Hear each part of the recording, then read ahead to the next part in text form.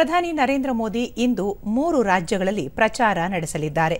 ಉತ್ತರ ಪ್ರದೇಶದ ಅಮ್ರೋಹಾ ಚುನಾವಣಾ ರ್ಯಾಲಿಯಲ್ಲಿ ಭಾಗವಹಿಸಿದ ಪ್ರಧಾನಿ ಪ್ರಜಾಪ್ರಭುತ್ವದ ಹಬ್ಬದಲ್ಲಿ ಮತದಾರರು ತಮ್ಮ ಹಕ್ಕುಗಳನ್ನು ಬಳಸಿ ಮತ ಚಲಾಯಿಸುವಂತೆ ಮನವಿ ಮಾಡಿದರು. 2024ರ ಲೋಕಸಭಾ ಚುನಾವಣೆ ದೇಶದ ಭವಿಷ್ಯದ ಚುನಾವಣೆಯಾಗಿದ್ದು, ಜನರ ಮತ ಭಾರತದ ಭವಿಷ್ಯವನ್ನು ಖಚಿತಪಡಿಸುತ್ತದೆ ಎಂದು ಹೇಳಿದರು. ಕಳೆದ 10 ವರ್ಷಗಳಲ್ಲಿ ಬಿಜೆಪಿ ಜಾರಿಗೊಳಿಸಿರುವ ಹಲವಾರು ಯೋಜನೆಗಳ ಕುರಿತು ಪ್ರಧಾನಿ ಮಾಹಿತಿ ನೀಡಿದರು. ಪ್ರಧಾನಮಂತ್ರಿ ವಿಶ್ವಕರ್ಮ ಯೋಜನೆ, ಮುದ್ರಾ ಯೋಜನೆಗಳ ಲಾಭದಿಂದ ಕೋಟ್ಯಂತರ ಮಂದಿಗೆ ಅನುಕೂಲ ಆಗಿದೆ ಎಂದ ಪ್ರಧಾನಿ, ಕಳೆದ 10 ವರ್ಷಗಳ ಅವಧಿಯಲ್ಲಿ ನಡೆದಿರುವುದು ಕೇವಲ ಟ್ರೇಲರ್ ಮಾತ್ರ. ಮುಂದೆ ಇನ್ನೂ ಹಲವು ಅಭಿವೃದ್ಧಿ ಕಾರ್ಯಗಳು ಜನತೆಯ ಮುಂದೆ ಬರಲಿವೆ ಎಂದು ಹೇಳಿದರು. ಅಮ್ರೋಹಾದ ಕಬ್ಬು ಬೆಳೆಗಾರರು 10 ವರ್ಷಗಳ ಹಿಂದೆ ಅನುಭವಿಸಿದ್ದ ಕಿರುಕುಳಗಳ ಕುರಿತು ಮಾತನಾಡಿದ ಅವರು, ಇಂದು ಕಬ್ಬು ದಾಖಲೆಯ ಖರೀದಿಯೊಂದಿಗೆ ವಹಿವಾಟು ನಡೆಸುತ್ತಿದೆ.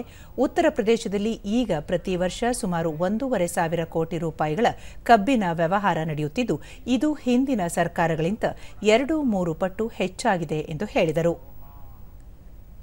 पश्चिमी यूपी जैसे क्षेत्रों को उठाना पड़ा है.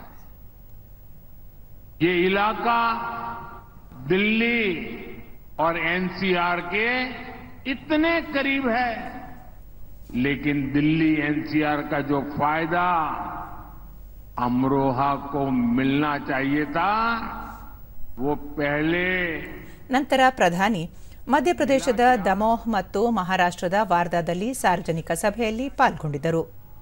दिल्ली में भाजपा सरकार बनने से पहले मिला क्या? इंडी गठबंधन वालों के दौर में यूपी की पहचान पिछड़ेपन के कारण होती थी, लेकिन आज वही यूपी देश में एक्सप्रेस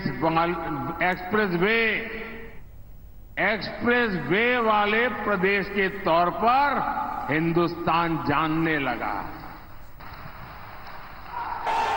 ಉತ್ತರ ಪ್ರದೇಶದಲ್ಲಿ ಇದೇ 26ರಂದು 2ನೇ ಹಂತದಲ್ಲಿ ಚುನಾವಣೆ ನಡೆಯಲಿದ್ದು, ಬಿಜೆಪಿ 16 ಕ್ಷೇತ್ರಗಳಲ್ಲಿ ಸ್ಪರ್ಧಿಸಿದೆ.